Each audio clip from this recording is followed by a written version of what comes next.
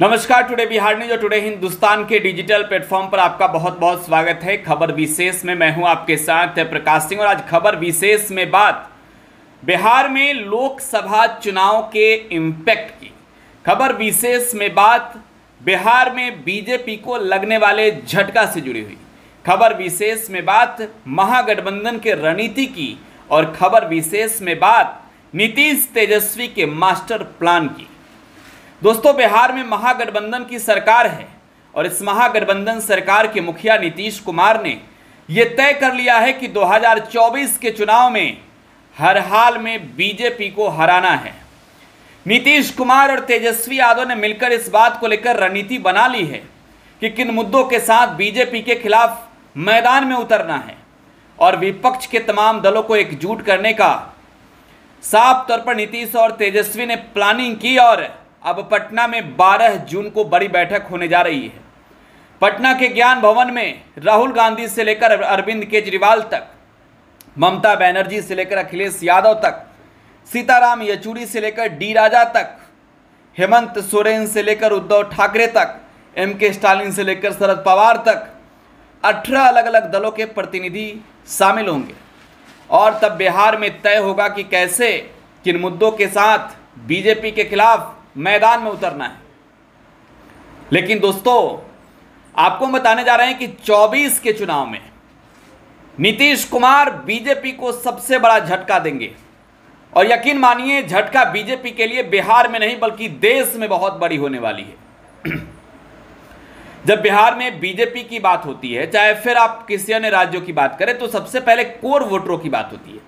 और जब आप आरजेडी की बात करते हैं तो आप कहते हैं कि MY समीकरण है आरजेडी का। हालांकि तेजस्वी यादव उससे अब A to Z की पार्टी कहते हैं। कभी वो भूमाई समीकरण हो जाता है, यानी भूमिहार मुस्लिम यादव। लेकिन अब जब जेडीयू की भी आप बात करेंगे तो जेडीयू में भी आप साफ तौर पर देख सकते हैं नीतीश कुमार का मेन वोट बैंक जो है वो ओबीसी था। उसके अलावा कोयरी कुर्मी का भी जो वोट है वो नीतीश कुमार को मिलता है। लेकिन बीजेपी के साथ सबसे ज़्यादा मजबूती के साथ कोई अगर जातीय राजनीति की बात करें तो लोगों ने समर्थन दिया, तो वैश्य के साथ साथ बिहार में भूमिहार, राजपूत, ब्राह्मण और लाला ने। और कहा जाता है कि लालू प्रसाद यादव ने कभी इसको लेकर नारा दे दिया था कि भूरा बाल साफ करो। लेकिन हालांकि बिहार में भूरा बाल साफ करने की कवायद लालू यादव ने कभी नहीं की और लालू यादव ने कई बार ये कहा भी है कि ये जिन लोगों ने भी कहा, इस तरीके की मंशा नहीं थी कि भूरा बाल साफ करो का मतलब भूमिहार, राजपूत, ब्राह्मण, लाला को साफ कर दो। खैर, अब बात 24 की हो रही है, बीजेपी की हो रही है, महागठबंधन की हो रही है, तो देखिए एक जाति विशेष की मैं बात करूंगा।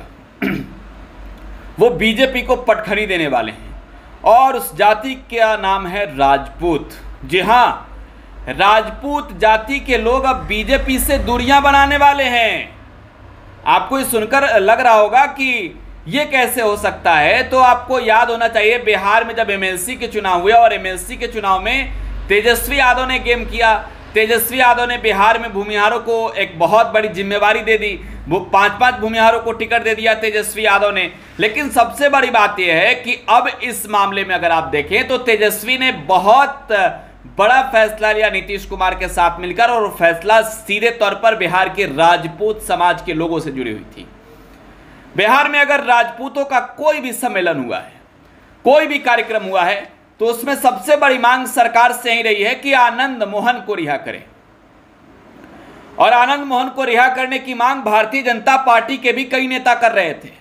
लेकिन कहते हैं ना कि वक्त बुरा होता है तो सब बुरा होता है, तो भारतीय जनता पार्टी के लोग अब आनंद मोहन के दूर विरोधी हो गए हैं। आनंद मोहन को नीतीश कुमार और तेजस्वी यादव ने बाहर निकाला, बहुत बड़ा फैसला लिया आनंद मोहन को बाहर निकालकर। लेकिन जब आनंद मोहन बाहर आ गए, बिहार के राजपूतों की जुटान होनी शुरू हो गई, तो भारतीय जनता पार्टी की बेचैनी बढ़ गई। बीजेपी ने बहाना ढूंढा कि नीतीश कुमार पर इसी बहाने चोट करेंगे। तो इसका नतीजा यह हुआ कि भारतीय जनता पार्टी को सबसे बड़ा झटका लगने जा रहा है।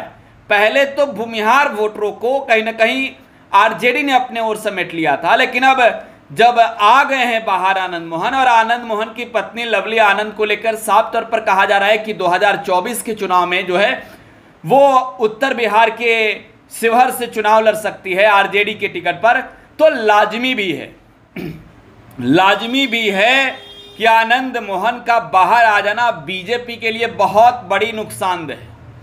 देखिए, आनंद मोहन बाहर हैं तो खेल करेंगे, लेकिन उससे भी बड़ी बात कि आनंद मोहन खुले मंच से बिहार के अलग अलग जिलों में जाकर खुले मंच से ये कह रहे हैं कि हम बीजेपी के लोगों को औकात दिखा देंगे। और 2024 में चुनाव है, उससे पहले 22 नवंबर को पटना के गांधी मैदान में आनंद मोहन बहुत बड़ी रैली करने जा रहे हैं। बिहार के राजपूतों का जुटान होगा, वहां से शंखनाद होगा कि अब बिहार के राजपूत तय करेंगे कि जिसने आनंद मोहन का विरोध किया उनका क्या होना चाहिए। और जिस तरीके से आनंद मोहन और उनके बेटे और उनकी पत्नी बिहार में अलग अलग जिलों का दौरा करके अपनी अपनी बातें रखते हैं और ये कह रहे हैं कि पीठ में खंजर भोंका है भाजपा वालों ने, तो ये कहीं ना कहीं स्पष्ट तौर पर दिखता है कि बीजेपी के लिए बहुत बड़ा नुकसानदेह है। अब यही वजह था कि आनंद मोहन जेल से बाहर आए तो बीजेपी के कुछ नेताओं ने चुप्पी साध ली, कुछ लोगों ने बोलना शुरू किया।